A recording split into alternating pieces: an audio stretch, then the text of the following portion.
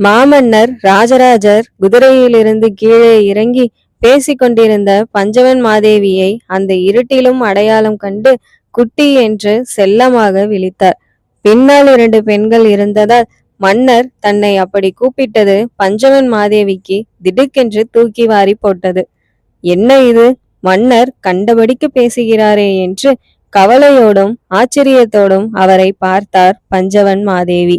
ராஜராஜர் வாயிலிருந்து அன்பினால் தப்பி வந்த அந்த வார்த்தையை சொல்லிவிட்டோமே என்று வருத்தப்படாமல் சாதாரணமாக நடந்து போய் போர்வையோடு பஞ்சவன் மாதேவியை அணைத்து கொண்டார். மன்னர் சந்தோஷமாக இருக்கிறார் என்பதை அவர் தொடல் பஞ்சவன் மாதேவிக்கு காட்டியது. படியேறி மேல் தளத்திற்கு போனதும் தன்னை அறைக்கு தனியே அழைத்து போய் கட்டிலில் வைத்து இறுக்கிக் கொள்வார் என்பது தெல்ல தெளிவாக புரிந்தது. நல்ல வேலை தேவி, பழமர் நெறி போனது உத்தமமான விஷயமாகிவிட்டது. வரைபடங்கள் கொண்டு வந்த மாட்டு வண்டி காவிரி வெள்ளத்தில் குடை சாய்ந்து உடைந்து போயிற்று. வரைபடங்கள் அடங்கிய பெட்டியையும் மீட்டு சிக்கிக்கொண்ட ஆட்களையும் காப்பாற்றிவிட்டோம். இந்த பக்கமும் சில மணி நேரங்களுக்கு தண்ணீர் வராது என்பதை பறையடித்து தெரிவித்து விட்டார்கள். மறுபடியும் தண்ணீர் முன் போலவே வேகமாக வரும் என்றும் ஜனங்களுக்கு தெரிவியுங்கள். திடீரென்று தண்ணீர் வராமல் போனதற்காக பயந்துவிட போகிறார்கள் என்று ராஜராஜர் அக்கறையோடு சொன்னார். பஞ்சவன் மாதேவி கை காட்ட அங்கிருந்த காவலால் ஒருவன் இதை கிராம அதிகாரிகளுக்கு சொல்ல மாளிகையை விட்டு வெளியேறினான். தேவி, இவள் ராஜராஜி. இவள்தான் வரைபடங்கள் கொண்டு வந்த பெண். அந்த வெள்ளத்தை மாட்டு வண்டி எளிதாக தாண்டியிருக்கலாம். ஏதோ கல் புரட்டி சக்கரம் உடைந்துவிட வண்டி குடை சாய்ந்து விட்டது. நம் சேனாதிபதி பிரம்மராயர் அனைவரையும் காப்பாற்றி கரை சேர்த்து விட்டார். வண்டியையும் அப்படியே தூக்கி வரைபடங்களையும் மீட்டுவிட்டோம். இன்னும் சிறிது நேரத்தில் வரைபடங்கள் வந்துவிடும். அவைகளை உலர வைத்து நாளை காலை ஒவ்வொன்றாய் பரிசீலிக்க வேண்டும். மன்னர் மிருதுவாக அழுத்தமான குரலில் பேசினார். ராஜராஜிக்கு தங்குவதற்கு இடம் கொடு. அவளுக்கு உடைகள் கைவசம் இல்லை என்று நினைக்கிறேன். மாற்றுடைகளுக்கு ஏற்பாடு செய். ஏதேனும் முக்கியமான பொருள்களை அவள் மாட்டு வண்டியில் இழந்திருந்தால் அதையும் கொடுப்பதற்கு முயற்சி செய். ராஜராஜி நம்முடைய விருந்தினர். அவள் குழு எல்லோரையும் அருகே உள்ள மாளிகையில் தங்கவை. அவர்களின் உணவு விஷயங்களையும் கவனித்துக்கொள்.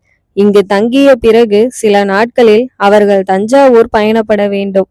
தஞ்சாவூரில் மற்ற ஏற்பாடுகளை, அவர்களுக்கான வீடுகளை நான் பார்த்து கொள்கிறேன். வேறு ஏதேனும் செய்தி உண்டா? அவர் உள்ளே நகர்ந்து படியேறினார். படியேறியவர் திரும்பி ராஜராஜியை பார்த்தார். ராஜராஜி, நன்றாக ஓய்வெடுத்துக்கொள். நாளை முழுவதும் கூட என்னை நீ சந்திக்க வேண்டிய அவசியமில்லை. நாளை மறுநாள் நீயும் உன் குழுவினரும் என்னை நேரடியாக சந்திக்கலாம். அப்பொழுது நிறைய பேசுவோம். போய் ஓய்வெடுத்துக்கொள் ராஜராஜி. கூர்மையான பார்வையுடன் இதமான பேச்சுடன் புன்னகையுடன் அரசர் சொல்ல அவர் காலில் விழுந்து பணிந்து ராஜராஜி பின்னடைந்தார். தேவி, எனக்கு அலுப்பாக இருக்கிறது. நான் போய் படுத்துக் கொள்கிறேன். உலக மகாதேவியிடமிருந்து ஏதேனும் செய்தி வந்ததா? எதுவுமில்லை அரசே. நாளை காலை வரும் என்றே எதிர்பார்க்கிறேன். நான் இன்னும் சிறிது நேரத்தில் உங்கள் அறைக்கு வருகிறேன். அவசியமில்லை தேவி. படுத்தவுடன் நான் தூங்கிவிடப் போகிறேன். நாளை காலையில் எனக்கு வேலைகள் அதிகம் இருக்கின்றன. இல்லை, இப்போதே வந்துவிட்டு. பஞ்சவன் மாதேவி படியேற அரசர் திரும்பி அவரை தடுத்து நிறுத்தினார். ராஜராஜியை கவனித்துவிட்டு வா. அவள் மட்டுமில்லை, அவளோடு 16, 17 பெண்கள் வந்திருக்கிறார்கள். 3 ஆண்கள் வந்திருக்கிறார்கள். அவர்கள் அனைவரையும் தஞ்சை வரை சௌகரியமாக அனுப்பி வைப்பது நமது பொறுப்பு. வழியிலேயே 2, 3 சிரமங்களை அனுபவித்து விட்டார்கள். அதற்கு நாமே காரணம். எனவே ராஜராஜி முக்கியம். என்னை பிறகு கவனித்துக் கொள்ளலாம். அவளை தடுத்துவிட்டு படியேறி திரும்பி மறைந்து போனார். பஞ்சவன் மாதேவி ராஜராஜியை பார்த்து மெல்ல புன்னகை செய்தார். என்ன ராஜி, எப்படி இருக்கிறாய்? வீட்டில் அனைவரும் நலமா? தாயார் எப்படி இருக்கிறார்கள்? காஞ்சிபுரம் ஏரி நிரம்பி இருக்கிறதா? உளவு படைகள் செம்மையாய் நடக்கிறதா? கோவில் பராமரிப்புகளை கவனமாய் பார்க்கிறார்களா? நீ எந்த கோயிலை கண்காணிக்கிறாய்? ஏகாம்பரேஸ்வரர் அல்லவா? வருடத்திற்கு 3 முறை நீண்ட குச்சியினால் வௌவால்களை துரத்தி ஒட்டடை அடித்து மண்டபம் முழுவதும் மேற்கூரையில் சுண்ணம் பூச வேண்டும் என்று சொல்லியிருந்தேன். செய்திருக்கிறீர்களா? எல்லாம் குறைவர நடந்து கொண்டிருக்கிறது அரசியாரே. இம்மாதிரி வேலைகள் செய்யப்படும் போதெல்லாம் மக்கள் உங்கள் பெயரைத்தான் சொல்கிறார்கள். போன மாதம் கோயில் மேற்கூரையில் சுண்ணம் அடிக்கும் பொழுது ஜனங்கள் தாங்களாகவே முன்வந்து தரையில் விழுந்த சொட்டுக்களை ஈரத்துணியால் துடைத்து வேலையாட்களுக்கு உதவி செய்தார்கள். வேறு என்னென்ன நடக்கிறது? கோயில் நிர்வாகமும் மக்களும் சேர்ந்து காமாட்சி அம்மன் ஆலயத்தில் தூர் எடுத்தார்கள். பிறகு போன சதய விழாவின் போது 101 வேதம் படித்த மாணவர்களை வரிசையாக வரச் சொல்லி அவர்களுக்கு மரியாதை செய்தார்கள். அன்று முழுவதும் பல பேர் பல வீதிகளில் பல கோயில்களில் இலவசமாக உணவு போட்டார்கள். ஜனங்கள் உண்டு மாளவில்லை போங்கள். அவ்வளவு கோலாகலமாக சதய திருவிழா நடந்தது. ராஜராஜி ஆவலாய் சொன்னாள், பெண்களே, நீங்கள் படுக்க போங்கள். ராஜராஜியின் பேச்சை கேட்டுக்கொண்டே இருந்த பஞ்சவன் மாதேவி சித்திரவல்லியையும் சீருடையாளையும் திரும்பி பார்த்து அங்கிருந்து துரத்தினார். அவர்கள் இருவரும் குனிந்து வணங்கிவிட்டு விடை பெற்றார்கள். அவர்கள் போனதும் சட்டென்று பஞ்சவன் மாதேவி ராஜராஜியின் அருகே வந்தார். ஏதேனும் முக்கிய செய்தி உண்டா ராஜி என்று உற்று பார்த்து கேட்டார். மிக முக்கியமான செய்தி உண்டு அரசியாரே. நாம் மிக கவனமாக பேச வேண்டும். வா, மாளிகையை விட்டு வெளியேறிவிடலாம்.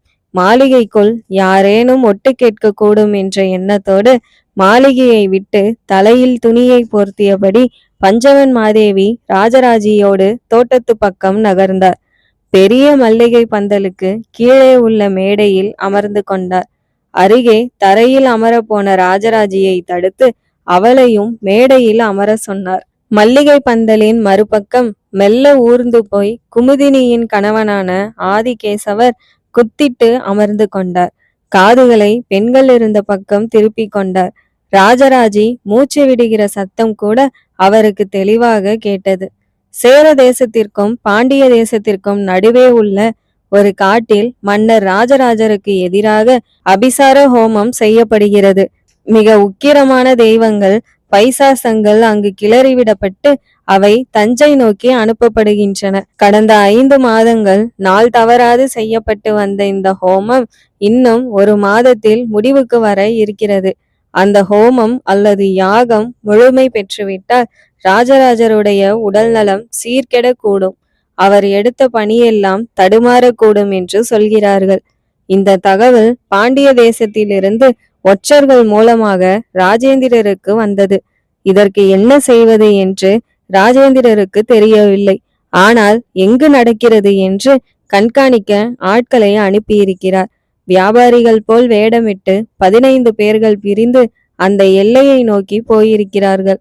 இந்த விஷயத்தை உங்களிடம் சொல்லி உங்கள் மூலம் கருவூர் தேவருக்கு சொல்ல வேண்டும் என்று ராஜேந்திரர் பிரியப்படுகிறார்.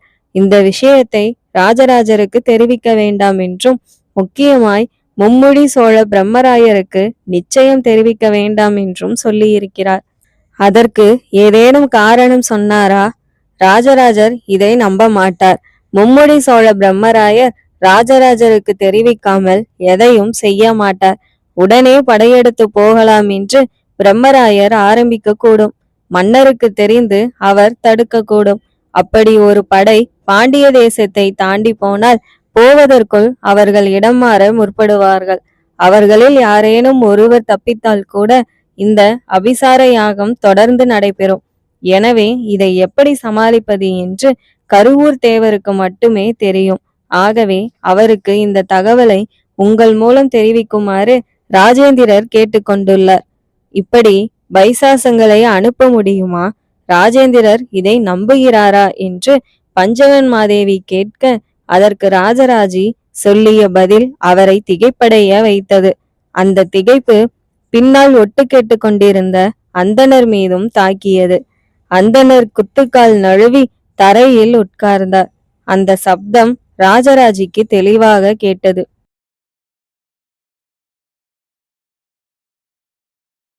ஒற்றராக இருப்பது எளிதல்ல. மிகுந்த புலனடக்கம் உடையவர்கள், உடம்பை தன் இஷ்டம் போல் வளைக்க கூடியவர்கள், அசைக்க முடியாத வைராக்கியம் உடையவர்கள்தான் ஒற்றராக இருக்க முடியும். அடிப்படையாக சகிப்புத்தன்மை உடையவர்களைத்தான் ஒற்றர் படையில் தேர்ந்தெடுப்பார்கள். குமுதினியின் கணவர் ஆதிகேசவன் மும்முடி சோழ பிரம்மராயரின் ஒற்றர் படையில் பயிற்சியாளராக இருப்பவர். பிரம்மராயர் தன்னிடம் அனுப்பிய ஆட்களை பல்வேறு விதமாக சோதித்து சிலரை தேர்ந்தெடுத்து கடும் பயிற்சி கொடுத்து பயிற்சிகள் முடிந்தவுடன் நல்ல வருமானத்தில் அவர்களை ஒற்றர் படையில் நியமிப்பார். ஒரு இளைஞன் ஒற்றர் படையில் சேர்ந்து விட்டான் என்றால் 6 பேர் கொண்ட அவன் குடும்பம் மிக சந்தோஷமாக வாழும். அதை தவிர அரண்மனையின் எந்த பகுதிக்கும் அவன் போக முடியும். அரசரை எப்பொழுது வேண்டுமானாலும் அவன் சந்திக்க முடியும். அரசாங்கத்தில் என்ன நடக்கிறது என்பதை உடனுக்குடன் தெரிந்து கொள்ள முடியும். அரசருக்கென்று தனியே ஒரு ஒற்றர் படை இருந்தது. அந்த ஒற்றர் படையை பிரம்மராயரின் ஒற்றர் படை வேவு பார்த்தது. ஒரு அரசாங்கத்தில் இதுவெல்லாம் சகஜம். எவரையும் எது குறித்தும் நம்பாத இயல்புதான் ஒரு அதிகாரிக்கு தேவை. இதை தெளிவாக வளர்த்து கொண்டு வெளியே சொல்லாமல் உள்ளுக்குள்ளேயே சந்தேக கண்ணோடு பார்க்கின்ற அதிகாரி தான் சிறப்பாக செயல்பட முடியும். வெளியே நம்புவது போல் நடித்து பின்னே வேவு பார்ப்பது என்பது வழக்கமாக பரம்பரையாக எல்லா காலகட்டத்து அரசியலிலும் நடக்கும் செயல். 2-3 முறை பிரம்மராயரின் ஒற்றர்கள் அரசரின் மெய்காப்பாளர்களால் கையும் களவுமாக பிடிக்கப்பட்டு இருக்கிறார்கள். ஆனால் அதில் பிரம்மராயர் தலையிட்டு நான் தான் அனுப்பினேன் என்று ஒரு வார்த்தை சொன்னால் மறுபேச்சில்லாமல் அவனை விடுவித்து விடுவார்கள். அரசர் கூட இது குறித்து கேள்வி கேட்பதில்லை. எப்போதேனும் விளையாட்டாக அரசர் பிரம்மராயரை கேலி செய்வது உண்டு. எல்லாம் ஆயத்தமாக இருக்கிறதா, நான் பயணத்திற்கு கிளம்பலாமா என்று பிரம்மராயரை ராஜராஜர் கேட்பார். புறப்படலாம் மன்னா என்று பிரம்மராயர் சொன்னதும் உங்கள் ஒற்றர் படை முன்னே போகிறதா அல்லது பின்னே வருகிறதா என்று கேள்வி கேட்பார். ஒற்றர் படை உங்களோடு வருகிறது அரசே என்று கண் சிமிட்டியபடி பிரம்மராயர் பதில் சொல்வார். நல்ல வேளை, என் சேனாதிபதிகளை ஒற்றர்கள் என்று இப்போது சொல்லிக் கொண்டிருக்கிறீர். நாளை என் மனைவியர்களையும் ஒற்றர் என்று சொல்வீர். உம்மோடு பேசிக் கொண்டிருப்பதே ஆபத்தான விஷயம் என்று அரசர் அவரை வணங்கி புறப்படுவார். பேச்சு கேலியாக இருந்தாலும் ஒற்றர் படை என்று ஒன்று இருக்க வேண்டும் என்று எல்லோராலும் அங்கீகரிக்கப்பட்டாலும் அப்படி ஒற்றன் என்று யாரையாவது கண்டுபிடித்து விட்டால் அந்த கோபம் சாதாரணமாக போகாது. என்னையா வேவு பார்க்கிறாய் என்று பல ஒற்றர்கள் கடுமையாக அடி வாங்கியது உண்டு. ஒற்றர்களுடைய வீடு சுற்றி வளைத்து தாக்கப்பட்டது உண்டு.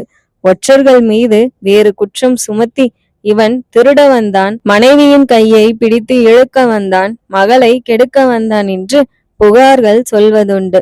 ஆனால் ஒற்றர்களை பற்றி பொது நீதிமன்றத்தில் வழக்கு தொடுக்க இயலாது. அரசு உயர் அதிகாரிகளோ அரசரோதான் அதை விசாரிக்க இயலும். ஒற்றர்கள் அத்துமீறியதும் ஒரே ஒரு சமயம் நடந்திருக்கிறது. ஒரு ஒற்றன் அமைதியாக இருக்க வேண்டும். அப்படி இல்லாமல் ஒருவன் தன்னை கேலி செய்தவனை போருக்கு அழைத்து தனி போர் புரிய சொல்லி பல ஆயிரக்கணக்கான மக்களின் முன்னே கேலி செய்தவனை அவமானப்படுத்தி தான் மிகுந்த திறமைசாலி என்று ஊருக்கு பறைசாற்றி எல்லாம் முடிந்து திரும்புகிற சமயம் எதிர்பாராத விதமாய் கேலி செய்த அந்த மனிதனாலேயே தாக்கப்பட்டு இறந்து போன ஒற்றன் உண்டு. இந்த சம்பவத்திற்கு பிறகு மன்னர் ஒற்றர்கள் மீது கடுமையான கட்டுப்பாடுகளை விதித்தார். எந்த காரணம் கொண்டும் ஒற்றர்கள் ஜனங்களுக்கு நடுவே தாங்கள் இன்னார் என்று காட்டிக்கொள்வதும் தங்கள் பெருமைகளை வெளிப்படுத்துவதும் தனி போருக்கு அழைப்பதும் அல்லது தன்னை முன்னிலைப்படுத்தி கொள்வதும் கூடாது. அவ்விதம் செய்தார்கள் என்று தெரிந்தால் அவர்களை தனியே அழைத்து போய் மறைமுகமாய் உயிர் கூட பறிக்கப்படலாம் என்று ஒற்றர்கள் கூட்டத்தை கூட்டி எச்சரித்தார். அரசருடைய ஒற்றர் படையை சேர்ந்தவர்கள் அநேகமாய் பழையாறையை சேர்ந்தவர்களும் குடந்தையை சேர்ந்தவர்களும் திருவையாறை சேர்ந்தவர்களுமாய்த்தான் இருந்தார்கள். காவிரி எங்கு வளமாய் பாய்ந்து பல கிளைகள் பரப்பி பூமியை செழிப்பாக்குகின்றதோ அந்த பூமியை சார்ந்தவர்களாகத்தான் இருந்தார்கள். வசதி இல்லாதவர்கள் ஒற்றர்களாக இருக்க முடியாது. வசதியோடு வாழ்பவர்கள் தான் ஒற்றர்களாக இருக்க முடியும்.